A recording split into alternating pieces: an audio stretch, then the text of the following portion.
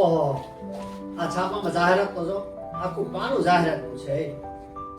TV જોઈએ છે, નોકરી જોઈએ છે, મકાન વેચવાનું છે, માણસ જોઈએ છે, કન્યા જોઈએ છે, કન્યા જોઈએ છે.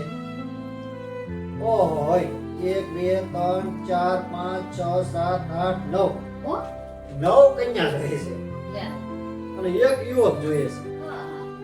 બોલ 9 કન્યા અને એક યુવક જોઈએ છે. યુવક છે એને કેવી કન્યા જોઈએ છે તો અહીં શું લખ્યું છે? પેલા તો યુવક શું કરે છે જોઈ દુકાન ચલાવે છે અને 15,000 ની માસિક આવક છે. છે બોલવામાં થોડીક તકલીફ છે. એને કેવી કન્યા જોઈએ? એને કન્યા જો કેવી જોઈએ છે શું લખ્યું એને?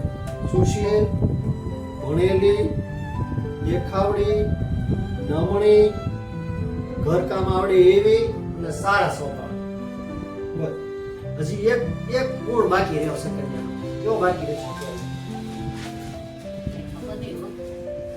સંસ્કારી.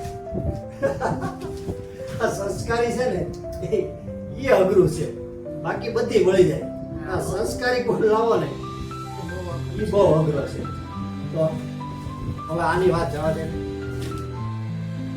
આપણા ઓલા જૂના પાડોશી નહીં, હા એમની દીકરીને કાલે જોવા આવ્યા.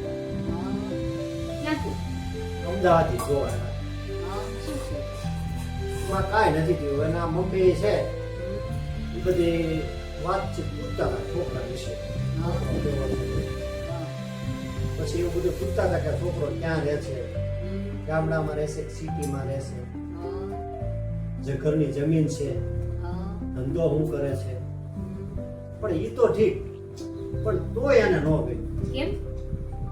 એના મમ્મી એમ કીધું મારી દીકરી છે, હા તમારે જમીન છે હા. પણ વાડીનું કામ તો નહીં જ કરે. લે બોલો વાડીનું કામ નથી કરવું તો જમીનને શું કરે? તો બીજું, અને એમની દીકરીને દર રવિવારે સાંજે 12 નું જમવાનું અને દર રવિવારે ફરવા જવાનું. નહીં તો અત્યારે જો મિત્રો, આવી કોઈ કન્યા કે આવો કોઈ યુવક જો તમને મળે ને તો મને કોમેન્ટમાં જાણ કરજો. આપણે યુવકનું ને યુવતીનું બેયનું કરાવીએ.